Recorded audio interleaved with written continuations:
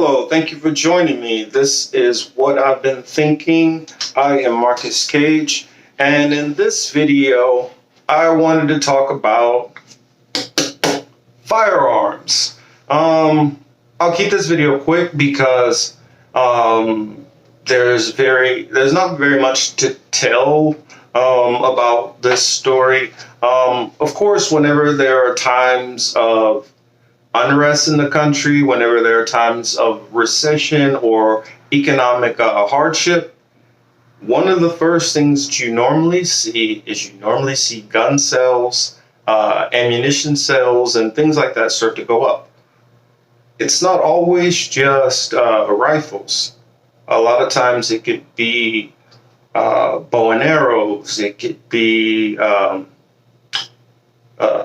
tasers. It could be pepper spray. Some of those different defensive things, which are not necessarily meant to cause death or maiming.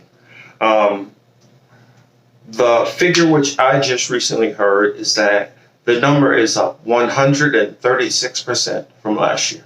I expect for that number to only keep climbing with the current situation that's going on.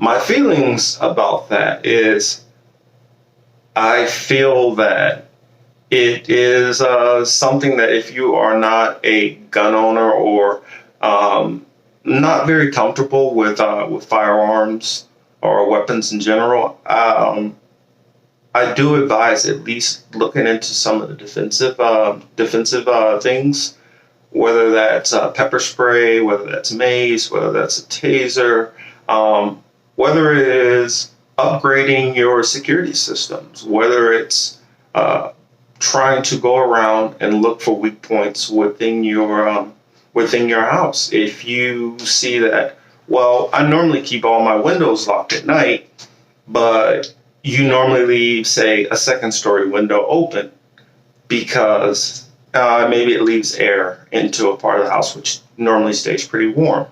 Well, you may think that somebody can't get into that window. You may be wrong. And in these types of situations, when crime starts to rise and gun sales starts to rise, there's a possibility that some of those people are not buying the guns for self-defense. Some of those people are buying the guns because maybe they have lost employment and they feel like that's the only opportunity they have.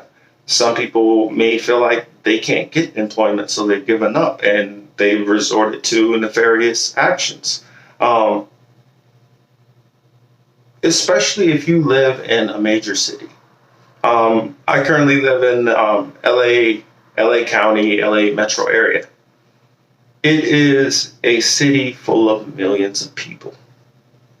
The more people you have, the more possibilities of craziness that can happen. Or that somebody may be a little bit more able to figure out a situation which you may not run into in, say, a smaller city.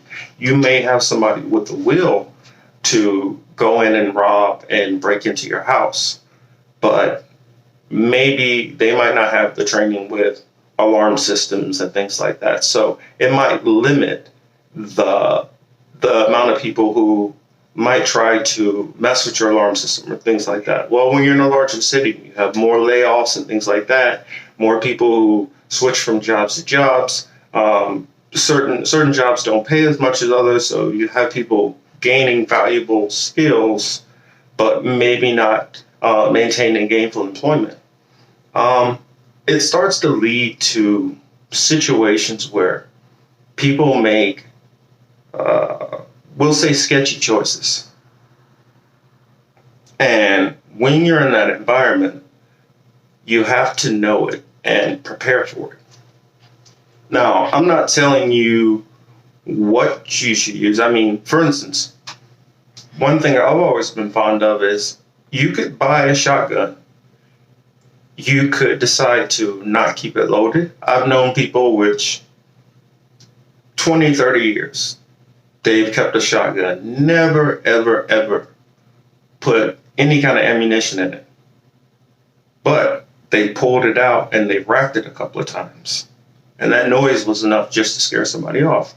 I've known other people who they'll take it to a non-lethal level, which is still very effective in being defensive. They will fill it with rock salt. Rock salt won't necessarily kill you unless you shoot somebody up close and, in a vital area, face, vital organs, things like that. But from a distance, you could shoot somebody and it would spray, and the rock salt would just more or less really sting and hurt and keep you incapacitated for an amount of time where somebody could detain you, police could come in and apprehend you. So there are various different ways you can use, different methods to protect yourself in some of these kind of crazier times. So with the whole gun thing, I'm not surprised. I expect for it to continue with the way Congress and the way our current president is acting. And whether it's Trump, whether it's Biden, expect for things to continuously be in a state of anxiety and panic, because we have no kind of certainty right now. And as soon as they start the layoffs and things start getting worse, you can imagine that people's patience is going to start running thinner, and you're going to start seeing more crazy, tragic stories, whether it's people rebelling against the police and shooting back and forth, whether it's people killing landlords or killing family members for property. And, you just never know. And I just hope that everyone out there listening to my voice is going to be vigilant of all of these types of things so that harm doesn't befall you or anyone that you love. I don't wish any of these things that I've spoken about. I just have my eyes open enough to always expect that when things get bad, anything is possible. So anything's possible good, anything is possible negative. So don't leave yourself in a sense of a sheltered mindset and allow danger to creep up on you because you're not aware.